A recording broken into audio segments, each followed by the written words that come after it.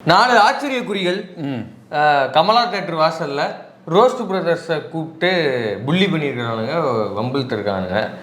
அதோடைய விளைவாக அவர் அவங்க வந்த வாகனம் யார் என்னங்கிறத ஃபோட்டோ எடுத்துகிட்டு போய் போலீஸ் ஸ்டேஷனில் கம்ப்ளைண்ட் கொடுத்துட்டாரு. கம்ப்ளைண்ட் கொடுத்ததோடைய தொடர்ச்சியாக அவர்கள் 4 பேரும் அதே தேட்டரில் உட்காந்து படம் பார்த்துட்டு இருந்திருக்கானுங்க.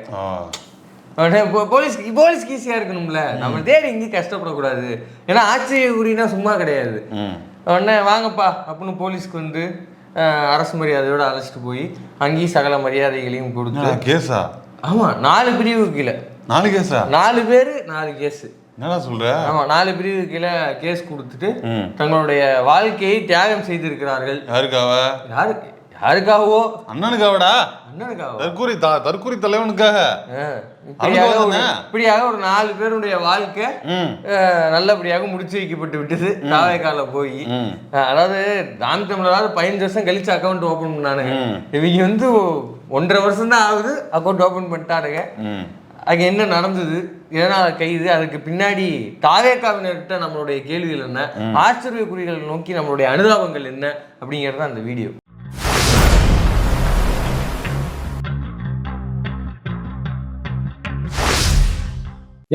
பேசுறீங்களா? அண்ணன் போட்டோ நம்மள பயந்து படம் விட சொல்ல பேசுறேன். படம் விட சொல்ல பேசுறேன். படம் முன்னாடி ஓரமானு பேசக்கூடாது. பேசு தல, இப்ப பேசு. இதுதான் அந்த ஃபுட்டேஜ். ஆமாண்டா, நான் கூட பார்த்தேன். டிவியில் நியூஸ்லலாம் பார்த்தேன், இந்த மாதிரி யூடியூபர் ரோஸ்ட் பிரதர்ஸருக்கு இந்த மாதிரி பிரச்சனை பண்ணியிருக்காங்க அப்படின்னு பார்த்தேன். இந்த ஃபுட்டேஜை நான் பார்க்கல. இதுதான் ஒரிஜினல் ஃபுட்டேஜா? இதுதான் ஆக்சுவலாக அங்கே நடந்த சம்பவம். பிடிச்சி உள்ள வச்சுட்டாங்களா அவங்கள? ஆமாம் ஆமாம். ஏன் இது என்ன, இதில் என்ன இப்போ பிடிச்சி உள்ள வைக்கிறதுல என்ன இருக்குது? 4 பேர் கேட்குறாங்க, வீடியோ வச்சுட்டு போக வேண்டியதானே அவரு. இதில் என்ன கேஸ் இருக்குது? சும்மா போகும்போது நீ 200 பிடிச்சி பேசுங்கவா, அதை பிடிச்சி பேசுவா. வீடியோ நான் பாதி தான் போட்டிருக்கிறேன். இன்னும் முழு வீடியோவில் நீ என்ன பொட்டையா ஆம்பளை அந்த மாதிரிலாம் பேசியிருக்கானுங்க. ஓஹோ, ஆச்சரிய குறி, அரசியல் அறிகுறி. இப்ப என்ன, அதாவது கொள்கை தலைவர்கள் 5 பேர், அதுல 2 பேர் பெண்கள். ஏன் பொட்டத்தனமா போற, இங்க வா, இதெல்லாம் அந்த வீடியோல பிற்பகுதியில வருது. காமராஜர், பெரியாரு இவங்கெல்லாம் வராங்க. அதுல பெரியார், அம்பேத்கர் கொள்கை அதெல்லாம் இப்படித்தான். ஓகே ஓகே, இவர்கள் எல்லாம் சாதாரண ஆட்கள் இல்ல, அரசியல் அறிகுறிகள். இப்படிதான் அறிகுறி இல்ல. இப்ப இவங்கள தற்கொலைன்னு சொல்றது தப்பே இல்லை இல்ல. 4 பேர் மேலே கேஸா? ஆமா, 4 பேர் மேலே 4 பிரிவு கீழே வழக்கு. குந்தகம் விளைவித்த 4 பேருக்கு 4 நவ்வாலு நன்னாங்க 16 போட்டாங்க. ஓஹோ, இப்ப இதுல கேட்க வேண்டிய கேள்வி என்ன, வளரவே இல்லையடா இவங்க. அதுக்குள்ளே 4 கேஸ் போட்டு என்னத்துக்கிட்ட ஆகுது? இவங்க வளரவே இல்லைங்கிறத தாண்டி இவங்க பர்சனலா மட்டும் இல்ல, இவங்க பொருளாதாரமாகவும் சமூக மேம்பாடாவே அவங்க இல்ல. அதுதான் மேட்ரு. இப்போ இந்த 4 பேர் இருக்காங்கல்ல, அரெஸ்ட் பண்ண உடனே வீட்டில் ஃபோன் அடிச்சு தகவல் சொல்லி காவல்துறை கூப்பிட்டுருக்குறாங்க. ஸ்டேஷனுக்கு வந்திருக்காங்க வீட்டிலேருந்து. ஒரு பையனுடைய வீட்டில் பூ கட்டுறவங்க, இன்னொரு வீட்டில் தினக்கூலி, அதாவது தினம் வீட்டுக்கு போய் இந்த மாதிரியான ஒரு பின்புலத்தில் இருக்கவங்க தான். ஜாமீன் எடுத்தாங்கன்னு சொன்னாப்புல. எப்படி எடுப்பாங்க? இப்படியான ஒரு பொருளாதார பின்புலம் இருக்கும்போது சமூகம் எடுக்கலையா? பெயில்லாம் இல்ல. பெயில் எடுக்கிறதுக்கு ஒரு வக்கீல் அணுகிறதுக்கு கூட அவங்கள்ட்ட பணம் கிடையாது. பெயில் வக்கீல் அணுகுங்கிறது கூட உங்களுக்கு தெரியாது போல இருக்கு. ஆமா, அந்த அளவுக்கான ஒரு சூழல்ல தான், சமூக சூழல்ல தான் அவங்களுடைய ஃபேமிலிலாம் இருக்கு. இப்ப அந்த பையனோட வண்டியை போட்டோ எடுத்துட்டாப்புல ரோஸ்ட் பிரதர். அது அந்த அடிப்படையில தான் போய் கம்ப்ளைண்ட் கொடுத்தது. அதுக்கப்புறம் தான் அவங்களை பிடிச்சிட்டு வந்தது.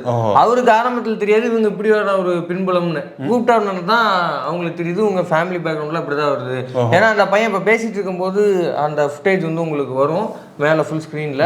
அந்த ஆட்டோ சுத்தி உங்க அண்ணன் நான் வரேன் அப்படின்னு விஜயோட ஸ்டிக்கரு சுத்தி தாவேக்கா ஸ்டிக்கர்னு வண்டியை ரெப்பி வச்சிருக்காப்புல தலைவர். ஆனா பொருளாதாரமா அந்த அளவு சரி. இப்ப அது பண்ணிட்டாங்க, எல்லாம் பண்ணிட்டாங்க. இப்ப அவங்க கேஸ் கொடுத்தாங்க, விஜய் ஆதரவா வந்திருப்பாங்கல்ல. இல்ல, இப்ப உங்க அண்ணன் நான் வரேன் அப்படின்னு அவர் ஆட்டோல ஒட்டி இருக்காங்க. அந்த ஏரியாவில் மாவட்ட செயலாளர், கிளை செயலாளர் யாராவது உடனே பார்த்துருப்பாங்கல்ல தாவேக்கா. அவங்க ஆதரவாளர் தானே? யாருமே வரல. யாருமே வரலையா? இல்ல, அவங்களுக்கு இதெல்லாம் உசுர கொடுத்து அவங்க அரெஸ்ட் பண்ணாங்க. சட்டப்பிரிவுல இருந்து யாரும், சட்டத்துறையில இருந்து யாரும் வரல, மாவட்ட நிர்வாகிகள் இருந்து யாரும் வரல. சொல்ல போனா அந்த 4 பேருமே தாவேக்கா காரங்களாம், தாவேக்கா உறுப்பினர்களாம். அப்படியா? ஆனா வரிஞ்சு கட்டிட்டு யாருமே விஜய் கூட வரலையா? மேல இந்த ஆபீஸ்ல இருந்து யாருமே வரலையா? அவர் எப்படி வருவாரு? சிஎம் சார் உங்களுக்கு பழி வாங்கணும்னா நீங்க கிளம்பி ஆபீஸுக்கோ வீட்டுக்கோ வாங்க அப்படின்றாரு அவர் எப்படி இதுக்கு இறங்கி பழி வாங்கணும்னா தொண்டர்களை விட்டுடுங்கன்னாப்ல அப்ப தொண்டர்கள் மாட்டிக்கிட்டாங்க. ஏன் தொண்டர் மேல கைய வைக்காதீங்க சார் அப்படின்னாருல. இப்ப தூக்கி உள்ள வச்சிருக்காங்க, வரணும்ல, எங்கேயுமே வரல. இதுதான் நம்ம திரும்பி திரும்பி சொல்றோம். தாவேக்கால இருக்கிறவங்க உணர்ச்சி வேகத்துல உணர்ச்சி வயப்பட்டு விமர்சிக்கிறவங்க மேலேயோ அல்லது எதிர்த்த கட்சியில இருக்கிறவங்க, அதாவது வேற வேற மாற்று கட்சியில இருக்கவங்க மேல இப்படியெல்லாம் போய் ஒரு உணர்ச்சி வயப்பட்டு அட்டாக் மோட்ல இறங்காதீங்க. இதுக்கெல்லாம் காவல்துறை நடவடிக்கை எடுக்கும். அது எந்த கட்சி? அது சரி, என்ன படத்துக்கு தான் போயிட்டு வந்தாங்க அவங்க? இப்போ அது ஆக்சுவலா மேட்ரு என்னன்னா, இவங்க இப்படி ஹராஸ் பண்றாங்கல்ல, இது ஹராஸ் பண்றது தப்புன்றே அழிவே இல்லாம தான் இவங்க எல்லாம் இருக்கிறாங்க. கூடுதலா அவர் போயிருக்கிறது நண்பன் படத்தோட ஃப்ரெண்ட்ஸ் படத்தோட ரீரிலீஸ்க்கு போல. அப்படியா? கோயிலுக்கு கூ கூ கூ என்ன சொல்லி கொடுப்போம். இது இளையராஜா அது காப்பிரைட் அடிச்சுக்கோ. அப்படியா? அதான் பம்புதான் இல்ல, அதான் முழு டியூன் போல. அப்படியே கேள்வி என்னன்னா, அவர் ஒரு விஜய் ஃபேனா இருக்கிறன்னு நினைக்கிறேன். யாரு? இவரு ரோஸ்ட் பிரதர்ஸ். அப்படியா? அதனாலதான் அந்த படத்துக்கு வராரு. இருக்கல பிரெஞ்ச் ரீரிலீஸ்க்கு ரிவ்யூ கூட பண்ண வந்திருக்கலாம். சரி, அப்பதான் பார்த்து தொலைச்சிட்டாங்க. இன்னைக்கு வாங்கடா நண்பனாவது குண்பனாவது எடுத்து விரிச்சிடற நீங்க அப்படின்னு வந்துருக்கலாம். சரி, அப்படியே கூட அதுக்காக கூட வந்திருக்கட்டும். அப்ப அப்படி பார்த்தாலும் உங்க அண்ணனுக்கு தானே காசு போகுது. ஆமா, எனக்கு இப்ப யார் ஏன் இப்ப விஜயை தவிர விஜய் விமர்சனம் பண்றதுக்கு இல்ல விஜய் ஃபேன்ஸே வந்தா கூட விட மாட்டீங்களா? இதான் பண்ணுவீங்களா? இப்ப 40 பேர் சேர்ந்துக்கிட்டு அரஸ்ட் பண்ணுவீங்களா படம் பார்க்க வரவன? சொன்னாப்புல நினைச்சு பாருங்க, நீங்க எல்லாம் விஜய் ஃபேனு. ஆமா, நாளை நீங்க தான் தியேட்டருக்கு ரீரிலீஸ்க்குன்னு போய் நீங்க மாட்டிக்கிறாதீங்க. அதான் நடிக்க மாட்டேன்னு சொல்லிட்டு அப்படி போக வேண்டிய அவசியம் இருக்கு. ரீரிலீஸ் அடுத்துக்கு என்ன கில்லி ரீரிலீஸ், துருப்பாச்சி ரீரிலீஸ், சிவகாசி ரீரிலீஸ், பேர ரசிகன், செல்வா, தமிழன், இதெல்லாம் போடணும்டா. இதெல்லாம் எவ்வளவு இருக்கு. மாண்புமிகு மாணவன், நம்ம சோப்பு போற காட்சியை வந்து ரீரிலீஸ் பண்ணணும்.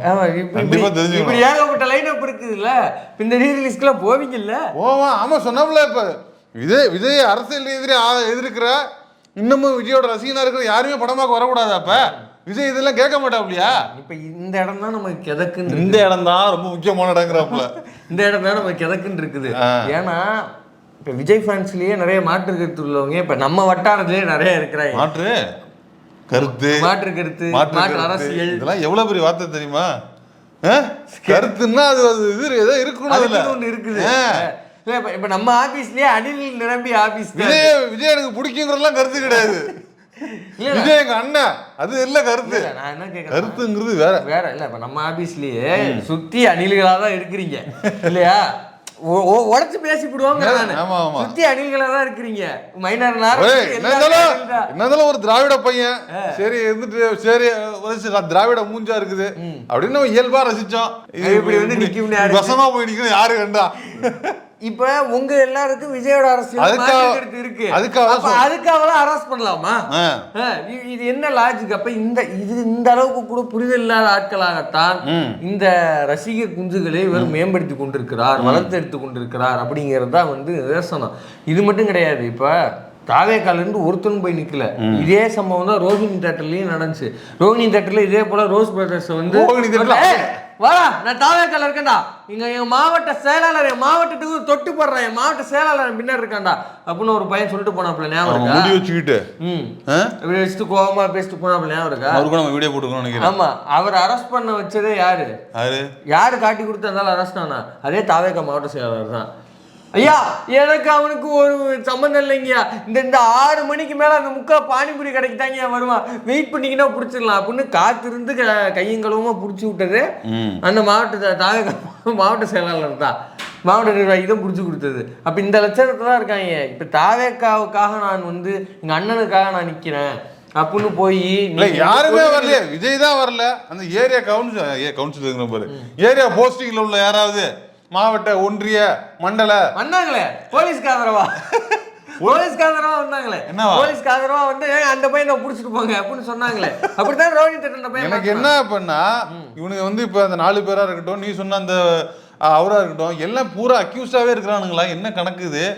எல்லாரும் இப்ப அரெஸ்ட் பண்ணிட்டு இப்படி தெரிஞ்சா எங்கதான் போறது?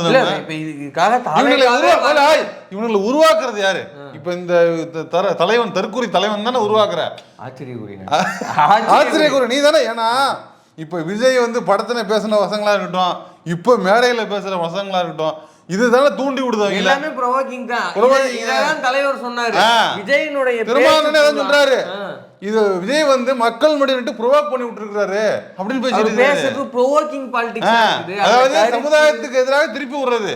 அவர்கிட்ட கருத்து கிடையாது, விஷயம் கிடையாது, எதுவும் கிடையாது. அவர் இளைஞர்களை ப்ரோவோக் பண்ணி விட்டுக்கிட்டே இருக்காரு. அவர் ஸ்பீச் அப்படிதான் இருக்குன்னு சொன்னாரு. இதுல நம்ம வந்து தாவேக்காரங்க இந்த சம்பவத்துக்குலாம் வரவே இல்லைன்னு நம்ம சொல்லிட முடியாது. வந்திருக்கிறாங்க, துணை நின்றுருக்காங்க, வீடியோ எல்லாம் போட்டுருக்காங்க. இந்த சாம்பிள் பாருங்க. நீங்க அடி வாங்கினீங்களா, அதை வச்சு ஒரு அனுதாபம் ஓட்டு வாங்கலாம் பார்த்தா கூட கமெண்ட் பாக்ஸ்ல இருந்து ஃபயர் விடுறானுங்க. தலைவா நீ செஞ்சுட்ட வேற லெவல் அப்படின்ட்டு அந்த 4 பேரை வந்து ஹீரோ ஆக்கிட்டானுங்கடா. இல்ல முதல்ல சார் யாருன்னு தெரியுதா இல்லையா? அதான் திமுக வந்து ஒரு கெட்ட வார்த்தை சொல்லி திட்டினானே. ஓஹோ, திமுக அதாவது என்னடா மக்களுக்காக வந்தா நீங்க வந்து இப்படி பண்ணுவீங்களா? இல்ல எங்க அண்ணன் மட்டும் எங்க அண்ணனே வந்து சொன்னா என் பட்டக்ஸ சொல்லிட்டு பிளைட் ஏறி போயிட்டான். தற்கொலை அப்படிதானே ஒரு வளர்ந்து இதுவே பேசி கேஸ் வாங்கிச்சு. அப்படியா? அந்த அழுதுகிட்டே ஒரு வீடியோ போட்டு எல்லாத்தையும் கெட்ட திட்டினான்ல, அந்த இதுக்குதான் உள்ள போயிட்டு வந்தாப்லையா. அதாவது ஒரு காலத்துல ஒரு காலத்துல சமூகத்துல வேற மாதிரி கிரைசிஸ் இருந்துச்சு, வேற மாதிரி கேஸ் வாங்கினாங்க. இன்னைக்கு சமூகத்துல வேற மாதிரி கிரைசிஸ் இருக்குது, அதனால வேற மாதிரி கேஸ் வாங்குறோம். அவ்வளவுதானே. ஒரு காலத்துல வந்து மொழி போர், மொழி பிரச்சனை, மாநில பிரச்சனை, எல்லை பிரச்சனை, அதெல்லாம் பிரச்சனையா இருந்தது. அதெல்லாம் பிரச்சனையா இருந்தது. தீக்குளிப்பு, போராட்டம், ஆர்ப்பாட்டம், ஈழம் இப்படி எல்லாம் அதுக்கு கேஸ் போட்டாங்க, அது கேஸ் வாங்கணும்.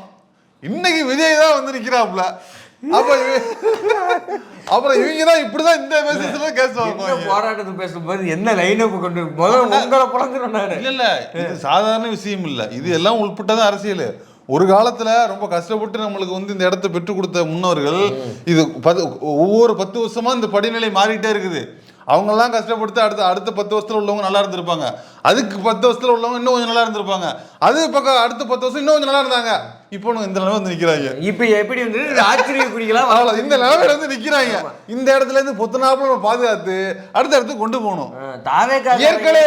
இயற்கை வளங்களை பாதுகாத்து கொண்டு போகணும். நீர்நிலைகளை பாதுகாத்து அடுத்த மக்களுக்கு கொடுக்க வேண்டியதில்லை, ஒரு நல்ல சமுதாய மனிதனை உருவாக்கி கொடுக்க வேண்டியதான் முதல் வேலை. இல்லப்ப தாவேக்காரங்க எவனுமே இவங்களை காப்பாத்துறதுக்கு வரல, இந்த மாதிரி காவு கொடுக்கறதுக்கு வரான். இவன் சொகுசா ஒய்யாரமா உட்காந்துக்கிட்டு ஒரு இதுல உட்காந்துக்கிட்டு அந்த பசங்க ஹீரோ ஆயிட்டாங்க. ஒரு ஹீரோயிக் மொமெண்ட் பசங்க ஷூட்டிங் நடிச்சிட்டு இருக்காங்க. ஹீரோயி இல்ல, அவங்க வந்து செல்லுக்குள்ள இருக்காங்க. ஆக்சுவலா அவங்க ரிமாண்ட் ஆயிட்டாங்க. எங்க ஜெயிலுக்குள்ள இருக்காங்க. இந்த 4 பசங்க ஹீரோங்கறான் ஜெயிலுக்குள்ள இருக்காங்க. என்னடா ஹீரோ எப்பறா ஜெயிலுக்குள்ள இருக்கணும்? அதான் சொல்றேன். இப்படி சொல்றவன் எவனுமே ஒண்ணு இல்ல. இவன் போட்டான்ல, ஷில்பா குமார் போட்டான்ல, என்னத்த ஒரு ஜட்ஜி புரட்சி வேடிக்கை வேண்டும் சொல்லிட்டு 34 நிமிஷத்துல டெலிட் பண்ணிட்டான். அவனுக்கு ஆஜரான வக்கீல் யாரு? அபிஷேக் மனு சிங்வி. ஓஹோ, அவர் ஒரு ஹியரிங் அவர் எத்தனை லட்சம் வாங்குறாரு? ஹலோ சொல்றதுக்கு எதுக்குடா வாங்கணும்? யாரு ஹலோ சொல்றது? ஏன் ஹியரிங்க்கு கேக்குறேன். சரி ஓகே ஜோக். பாசிங்ல திருவாரூர் ஜோக்க கடத்திட்டேன் நானு. திருப்பி போடுங்க ப்ளீஸ், திருப்பி போடுங்க. ஒரு 10 லட்சம் ரூபா போறா. இதெல்லாம் 5 வருஷத்துக்கு முன்னாடி அவரோட ஃபீஸ். என்ன இவ்வளவு? என்னடா 50 லட்சம் வாங்குவாங்களாடா? அதெல்லாம் கூட இருக்கும். அவர் வந்து வாதாடுறாரு. எதுக்கு? அவன் வீட்டு காசா? வாய்ஸ் ஆஃப் மாமனார், இது வாய்ஸ் ஆஃப் காமனார், அதை எடுத்து ஊத்தி விடுவாங்க. அவருக்கு மாமனார் வீட்டு காசு வருது இல்ல? அதான் இல்ல. இப்ப இதுல யோசிச்சு பாருங்க. ஷில்பா குமார் ஜென்சி புரட்சி வெடிக்க வேண்டும்னு சொல்லிட்டு அரெஸ்ட் ஆகாம டேராடூனுக்கு ஓடிப்பிட்டாப்ல. அவருக்கு வந்து பெயில் வாங்குறதுக்கு வாதாட வர்றது யாருன்னா, குவாஷுக்கு வாதாட வர்றது யாருன்னா அபிஷேக் மனு சிங்வி வர்றாரு. அவர் வந்து ஒரு ஹியரிங்கு 10 லட்சம் வாங்கக்கூடியவர். அந்த அஃபிடேவிட்ல என்னங்கிறான், சார் நான்லாம் ஒரு ஆளா சார், நான் பைத்தியம், என் பேச்செல்லாம் யாராவது கேட்பாங்களா? என் பேச்செல்லாம் கேட்டு போச்சு. அந்த மனுவை பார்த்துட்டு தான் அந்த கேஸே கேன்சல் பண்ணாங்களே. ஒரு எஸ்சி சேகர் மாதிரி ஒரு பிரபலம் இருந்தா கொண்டு வர, இவெல்லாம் ஒரு ஆளான ஜட்ஜையாவே காரி துப்பிட்டாரு. அதாவது அவன் யாராவது சின்ன பொண்ணையா இருக்கானே, அவன் இவ்வளவு எழுதி கொடுத்தப்போ ஜட்ஜையாவுக்கு ஒரு கருணை இல்லையா? ஒரு கருணை மாதிரி எழுதி கொடுத்துருக்காண்டா. அதாவது ஒரு பிரமாண பத்திரம் தாக்கல் பண்ணு அப்படின்னு கேட்டா இவன் வந்து ஒரு கருணை பத்திரத்தை எழுதி கொடுத்துருக்கான். எனக்கு ஒண்ணும் தெரியாதுங்க, நான் ஒரு முட்டா போயங்க, ஏதோ தெரியாத போதையில போட்டாங்க, என்னெல்லாம் நீங்க ஒரு ஆளா எடுத்துக்கலாமா அப்படின்னு சமூகத்துக்கு ஆளா அடைச்சு எல்லாம் இங்கே நாருது, இதுலயே ஒண்ணுக்கு போயிருக்காங்க என்னடா வாசிக்கும் போது கேன்சல் அப்படின்னு போட்டு கொடுத்துட்டாரு. இப்ப யோசிச்சு பாருங்க, இப்படி ஒரு மூலையில உட்காந்து ஒரு ஆபீஸ்ல உட்காந்து போடுறவன் பூரா பெரிய பெரிய வக்கீல வச்சுட்டு தப்பிச்சுக்கிடுவான். மாட்டிட்டு முழிக்க அந்த வக்கீல் இங்க வர மாட்டாங்களா? அதெல்லாம் வர மாட்டாங்க. யாரு எதுக்கு வருதா? ஏன் வரணுங்கிறாங்க. ஏன் டிவிகே ஜெகதீஷ் சொல்லியா ஜான் ஆரோக்கியசாமி ஃபோன் பண்ணி தலைவா உங்களுக்கு தனியா வக்கீல் லீகல் டீம்னு வச்சுங்க தலைவா, சாருக்கு ஒரு லீகல் டீம் இருக்கு, எனக்கு ஒரு லீகல் டீம், அவங்க லீகல் நீங்க காப்பா கட்சியோட காப்பா தலைவா. அப்போ வந்து தாவேக்கால சேராவெல்லாம் பிஏபிஎல் படிச்சுட்டு தான் வரணும். ஆமா, குறைஞ்சபட்சம் உங்களையே காப்பாத்திக்கிறதுக்கு. தமிழன் படம் மாதிரி கோக் குடிச்சிட்டு வாழாடுங்க போய். ராஜ்பவன் பெரிய லாயர் தானே, அவன் நல்ல லாயர் பண்ணுவானே. அப்படியா? ஆமா, அம்பேத்கர் எல்லாம் படிச்சிருக்கானே அவன். அம்பேத்கர் சொல்லிருக்கானே, அவன் ஒரு அம்பேத்கர் சொல்லிருக்கானப்பா. அவன் வந்து வாதாட வேண்டியதானே. அம்பேத்கர் படிச்சா ஓஹோ திடல் வளர்ப்புங்கிறான், அம்பேத்கரிஸ்டுங்கிறான். இதெல்லாம் கேட்கறதுக்கு ஆள் இல்லையா? இதெல்லாம் அவன் ஒரு லாயர் தானே. அவன் வந்து இந்த பசங்களுக்கான என்ன வாதாட கொடுக்க மாட்டானா? அவனே போன 30 நாள் எங்க இருந்தாலும் தெரியல, அவனுக்கே அதாவது இந்த 4 பேர் இருக்கிறாங்கல்ல, இவங்களோட வந்து நிலைமை வந்து பரிதாபத்துக்குரியது. அதான் சொல்றேன், திரும்பி திரும்பி தான் எங்க 4 பேரு 4 ஏசி ரூம்ல உட்காந்துக்கிட்டு ஃபயர் விடுறவங்களுக்கு பசங்க மாஸ் பண்ணிட்டாங்க அப்படிங்கிறதுக்கெல்லாம் தம்பி எவனும் ஒன்று நிற்க மாட்டான், உங்க ஃபியூச்சர் தான் போகும். ஏன்னா இது வரைக்கும் எவனுமே வரல. யோசிச்சு பாருங்க, இந்த சம்பவத்துல கூட தாவேக்காரன் எவனும் வரல. கேஸ் கொடுத்த ரோஸ்ட் பிரதர்ஸ் தான் போய், ஏன்னா அவங்க வீட்டில் பெற்றவங்கலாம் வந்து ரெக்வஸ்ட் பண்ணிருக்காங்க, தம்பி அவ்வளோ வசதி கிடையாதுப்பா, நாங்கள் எதுவும் பண்ண முடியாது, கொஞ்சம் என்னன்னு பாருங்க அப்படின்ட்டு. அப்புறம் இவருக்கு திரும்பி போய் போலீஸ் ஸ்டேஷன்ல போயிட்டு, சார் இந்த மாதிரி ரொம்ப இது பண்றாங்க. ஆமா, கேட்டிருக்காரு போல இவரு, சார் இந்த மாதிரி இது பண்ணுங்க அப்படின்னா, எஃப்ஐஆர்லாம் போட்டாச்சு, வழக்கு இது பண்ணியாச்சு, இனிமே நம்ம என்ன பண்ண முடியும், கோர்ட்ல தான் இனிமே இது பண்ண முடியும் அப்படின்னு. ஏன்னா இதுல இன்னொரு யோசிச்சு பாருங்க, தாவேக்காரங்க எவனும் வரல, பாதிக்கப்பட்ட ரோஸ்ட் பிரதர் போய் பரிதாபப்பட்டு ஒரு கருணை நடிப்படையில போயிருக்காரு. எப்படி பார்த்தாலும் இவங்க எல்லாம் யாரு? ஆமா, எப்படி பார்த்தாலும் ஒரு ஏழை எளிய பேக்ரவுண்ட்ல இருந்து வராங்க. இவங்களுக்கு வாதாட அபிஷேக் மனுஷங்க. அதாவது 4 பேர் ஏசி ரூம்ல உட்காந்துட்டு அதாவது தலைவனும் ப்ரோவோக் பண்ற வேலையை தான் பாக்குறான். தலைவனை ஆதரிக்கிறேன்னு சொல்லிட்டு வீடியோ போடுற 4-5 பேருமே ப்ரோவோக்கிங்கா தான் வீடியோ போடுறீங்க. நான் யாரு தெரியுமா, எங்க அண்ணன் பசங்க ஹீரோ தெரியுமா? அப்ப அத பார்த்துட்டு ஓகே இது அடிச்ச ஹீரோயிசம் இல்ல. இப்ப இவன் வீடியோல வந்து திமுக காரங்கள ஒரு வார்த்தை சொல்லி திட்டினான், வீடியோ போட்டான்ல அவன் என்னைக்காவது வந்து பொதுவெளியில திமுக காரங்களை இப்படி கை வைக்கிறானா, ஹராஸ் பண்றானா, திமுக ஆதரவா பேசுறான் ஹராஸ் பண்றானா? இவன் எவனுமே பண்ண மாட்டான். போலீஸ் விடல, போலீஸ் வந்து விடாது. ஏன் விடாதுன்னா, விடாது தம்பி. இப்போ இந்த 4 பேர் இருக்கிறாங்களே, இந்த 4 பேரா இருக்கட்டும், அன்னைக்கு தேட்டர்ல கத்துனானே ஒரு தற்கொலை, இவன்லாம் தான் பின்னாளில் ஆசிட் அடிக்கிறவனாவும் பிச்சுவா கத்தி வச்சு சீர்றவனாவும். ஆமாண்டா, ஏன் அப்படி சொல்றீங்க? இவங்க தானே நாளைக்கு. இப்ப தம்பி அந்த இப்ப வந்து இவர் ஆம்பளையா இருக்கிற வசதியோட விட்டாங்க. ஐ மீன் சரி, அவரோட கருத்து மோதல் வருது, அவர் ஒன்றும் பண்ண முடியல. அவர் வந்து யாரு, குறைஞ்சபட்சம் அவர் வந்து திமுக ஆதரவோட இருக்கிறாரு, திமுகவுக்கு ஆதரவா பேசுறாரு, அதனால அவர் ஒரு 4 பேர் அவங்க ஆதரவா கூட இருக்கலாம்னு தெரிஞ்சுக்கிட்டு பேக்ரவுண்ட்லாம் தெரிஞ்சுக்கிட்டு இருக்கிற அவரையே போய் சீன்றது, திட்டுறது, அடிக்கிறது, இந்த மாதிரி ஹராஸ் பண்றது இருக்கிறாங்க. இவங்க தான் பின்னாடி என்ன பண்றாங்கன்னா, போய் ஒண்ணும் இல்ல, இந்த 4 பேர்கிட்ட ஒரு பொண்ணு மாட்டுது இல்ல, இந்த 4 பேருமே ஒரு பொண்ணு வந்து இவங்களை வந்து லவ் பண்ண மாட்டேன்னு சொல்லுது. என்ன பண்ணுவாங்க இவங்க? இவங்க தான் ஆசிரியர் அடிக்கிறவங்க, இவங்க தான் கத்தியால குத்துறவங்க. ஒரு கருத்தை என்னால எனக்கு ஒண்ணு பிடிக்கலங்கிறது ஒரு கருத்து, அதை ஏத்துக்க தயாரா இல்ல அவனுங்க. அப்ப தயாரால இப்ப வந்து அவர் கருத்து பேசுறாரு, நீ கருத்து பேசு, அதான் என்ன பண்ணணும். அது ஹராஸ் பண்றதுனா இப்ப வந்து இவனுக்கு தான் வந்து இப்போ பொண்ணுங்களா அவரா இருந்தாச்சும் தப்பிச்சாரு, பொண்ணுங்களா இருந்தா இவனுக்கு நிச்சயமா வந்து கொலை பண்ணிருப்பானுங்க, இல்ல வந்து ஆசிட் அடிச்சிருப்பானுங்க, கத்தியால குத்திருப்பானுங்க. இதுதான் இவனுங்க தான் சட்டம் ஒழுங்கு பிரச்சனையா மாத்துறது. இப்ப பண்ணாங்கல்ல, இதுதான் சட்டம் ஒழுங்கு பிரச்சனை. இவனுங்களை உள்ளதுக்கு போட்டு இவங்களுக்கு ஒரு பாடம் கற்பிச்சு, ஒண்ணு இல்ல ஜெயில கொண்டு விட்டாலே தெரிஞ்சிடும், பாடம் கற்பிச்சு வெளியே வரும்போது நம்ம இது மாதிரி செய்யக்கூடாது அப்படின்னு எண்ணத்தை விதைத்து அனுப்புறது தான் இந்த போலீஸோட வேலை. அதான் அவங்க பண்ணிருக்கிறாங்க. இதுல இன்னொரு குரூப் இருக்காங்க, அவங்க நான் சுக்கா நம்ம பி ஓலிமர் அந்த சேனல்ல அவன் ஒரு நியூஸ் வந்து பிரமாதமா போடுறான். அவன் அதை பாருங்க. விஜய் குறித்து விமர்சித்து யூடியூபரை தாக்கியதாக விஜய் ரசிகர்கள் 4 பேர் கைது செய்யப்பட்டுள்ளனர். சென்னை இது குறித்த புகாரின் பேரில் ஆவடி பகுதியைச் சேர்ந்த ஆட்டோ ஓட்டுநர்களான பாலகிருஷ்ணன், தனுஷ், அசோக் மற்றும் பார்த்தசாரதி ஆகிய 4 பேர் கைது செய்யப்பட்டனர். ஏற்கனவே இதே யூடியூபர் ரோஹிணி திரையரங்கில் விஜய் ரசிகர்களால் தாக்கப்பட்டது குறிப்பிடத்தக்கது. நான் நம்ப மாட்டேன். என்ன அப்படி இல்லையே? என்ன அப்படி இல்லை, பார்ப்பதற்கு அப்படிதானே ஆரம்பிக்கணும். அதனால இல்ல இவன் பண்ற வேலையை பாருங்க. இந்த நியூஸ் கிளிப்பிங்க ஏதோ வந்து தாவேக்காரங்க போய் அவரை வந்து அடிச்சிட்டதாகவும் அவர் அப்படியே அடி வாங்கிட்டு ஐயோ அப்படின்னு ஓடி அந்த மாதிரி ஸ்டேஜ் பண்றான். இவனும் ஒரு ஹீரோயிக் வேலையை தான் பண்ணிட்டு, இதுவும் ஒரு ஹீரோயிக் வேலை தான். இதை பாக்குற தாவேக்காரனுக்கு என்ன தோணும், மாஸ்டரா எங்களை தொட்டீங்கன்னா அவ்வளவுதான் நீங்க. இல்ல பாரு போய் திமுக ஆதரவு பேச ஒருத்தன் அடிச்சு நம்மளும் பண்றோம் அப்படின்ற ஒரு இடத்துக்கு தான் அவனை தள்ளும். ஆனா அங்க நடந்தது என்ன? இன்னைக்கு நடந்துகிட்டு இருக்கிறது என்ன? 4 பேரோட வாழ்க்கை போச்சு இல்லையா? இததான் ஒரு ஊடகம் சொல்லணும். இளைஞர்களே இப்படி ப்ரோவோக் ஆகி ஒருத்தன் போய் பண்ணியிருக்கிறான், இதனால 4 பேர் வாழ்க்கை இழந்திருக்கிறாங்க, நீங்க இப்படி போவாதீங்கன்னு தான் சொல்லணும். இவனுக்கு இன்னும் என்ன மோட்ல தெரியுமா இருக்காங்க? இதோ விஜய் கதவை திறந்து விட்டார், இதோ விஜய் காலையிலே வைத்து விட்டார், விஜய் தாய்மாமனாக மக்கள் திறந்து விட்டார் கதவை. வேலாயுதம் படத்துல வர்ற மாதிரி கமெண்ட்ரி கொடுக்குற வேலையில தான் இவனுங்க இருக்கானுங்களே தவிர இவனுக்கு இன்னும் இந்த பொறுப்பே இல்ல. அதாவது இதே வேலையா போச்சு. இவன் யாருன்னு தெரியுது இல்ல, இவன் தான் தலைவர் போய் கார்ல போய் அந்த ஸ்கூட்டி காரனை இடிச்சு அவன் அப்படியே விழுந்து எப்படா என் வண்டியில நீ உழுகலாம் அப்படின்னு போய் அவர் அடிச்சுட்டது மாதிரி ஸ்டேஜ் பண்ணானுங்க. இன்னைய வரைக்கும் அந்த ஃபேக் நியூஸ்க்கு மறுப்பு போட்டானுங்க. வடிவேலு அந்த நடிப்பு அரக்கன் அவனுடைய சிசிடிவி ஃபுட்டேஜ்ல வெளில வந்துச்சுல, இன்னைய வரைக்கும் ஒரு மறுப்பு நியூஸ் போட்டானா? இவனுக்கு ஆரம்பத்துல இருந்தே இதே வேலையா போச்சு. இவனும் ஒரு சைடு நம்ம இளைஞர்களை பலி கொடுக்குற வேலையை தான் பார்த்துக்கிட்டு இருக்கான். பூரா பயலும் எவனுமே தாவேக்காவை கொஸ்டின் பண்றது இல்லை, இது பண்றது இல்லை. 41 பேர் இறந்த மாதிரி இன்னொரு அசம்பாவிதம் நடக்கும் பொழுது அன்னைக்கு அரசு ஏன் இதை இப்படி செய்யவில்லை, இந்த அறிவு சமூகம் ஏன் இதை இப்படி அறியவில்லை அப்படிமான குறிப்பா இன்னொரு முக்கியமான விஷயம் இதுல இருக்குது. கருத்துனா என்ன, சட்டம் ஒழுங்குனா என்னன்னு தெரியாம ஒரு கூட்டம் வளருது. அதுதான் மிகப்பெரிய பிரச்சனை. இப்ப இந்த 4 பேர் என்ன நினைச்சிருப்பாங்க தெரியுமா? நம்ம என்ன பண்ணோம், அவர்கிட்ட போய் பணத்தை நீட்டணும், 4 தட்டு தட்டணும், புள்ளி பண்ணோம், ஹராஸ் பண்ணோம். இது ஒரு பிரச்சனையா? அண்ணனுக்காக நம்ம போய் இது ஒரு பிரச்சனையா? இது பிரச்சனை தான்டா. பொது வெளியில ஒருத்தர் விருப்பத்துக்கு மாறா பேசவே கூடாது, நடந்து கொள்ள கூடாதுங்கிறத சட்டத்துக்கு விரோதமானு தெரிய மாட்டேங்குது. தனி மனித உரிமைன்னு ஒண்ணு இருக்குது, மேனர்ஸ்னு ஒண்ணு இருக்குது, இதெல்லாம் சட்டத்துல இருக்குது.